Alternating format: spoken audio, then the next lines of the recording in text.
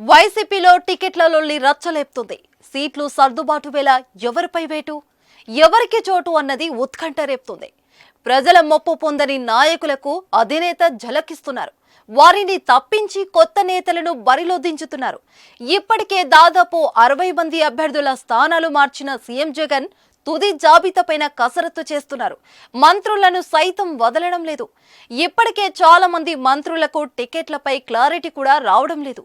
ఈ నేపథ్యంలోనే నగరి ఎమ్మెల్యే రోజాకు కూడా టికెట్ డౌట్ అనే ప్రచారం జోరుగా సాగుతుంది. గజం కేవలం 23,000 రూపాయలతో 165 గజాల భూమి కేవలం 38 లక్షలు మాత్రమే.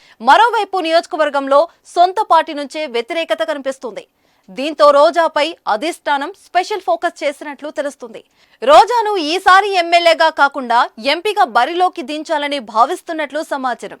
అయితే ఏ నియోజకవర్గం నుంచి రోజాను పోటీలో నిలబెడతారన్న దానిపై ఆసక్తి నెలకొంది. ఇలాంటి చర్చలు జరుగుతుండగానే పొలిటికల్ సర్కిల్ ఓ వార్త హల్చల్ చేస్తుంది. ఒంగోలు ఎంపీగా రోజా పోటీ చేస్తారని జోరుగా ప్రచారం జరుగుతుంది. అయితే దీనిపై నిజమెంత అనేది తెలియాల్సింది. ప్రస్తుతం ఒంగోలు ఎంపీగా మాంగుంట ఉన్నారు. ఆయనకు దాదాపు సీటు కష్టమే. మాంగుంట కోసం అధిష్టానంతో బాలినేని చర్చలు కూడా ఫలించలేదని పొలిటికల్ సర్కిల్లో వినిపిస్తుంది. తాజాగా రాజకీయ పరిణామాల ప్రకారం మాంగుంట వైసీపీకి దూరమై సైకిల్ ఎక్కాలని చూస్తున్నట్లు పుకార్లు వస్తున్నాయి. దీంతో ఒంగోలు ఎంపీ కోసం సరికొత్త నేతగా అన్వేషిస్తున్న క్రమంలో రోజా పేరు పరిశీలనలోకి వచ్చినట్లు తెలుస్తుంది. ఒంగోలు పార్లమెంట్ స్థానానికి ఒక దశలో చెవిరెడ్డి భాస్కర్ రెడ్డి పేరు తెరమీదకు వచ్చింది.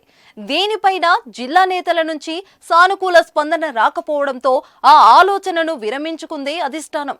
రోజానే దించాలని ఫిక్స్ అయినట్లు వార్తలు వినిపిస్తున్నాయి. ఇప్పటికే రోజాతోనే చర్చించినట్లు కూడా సమాచారం. అందుకు ఆమె ఒప్పుకోవడంతో త్వరలోనే సీఎం జగన్ తుది నిర్ణయం తీసుకునే అవకాశం ఉంది.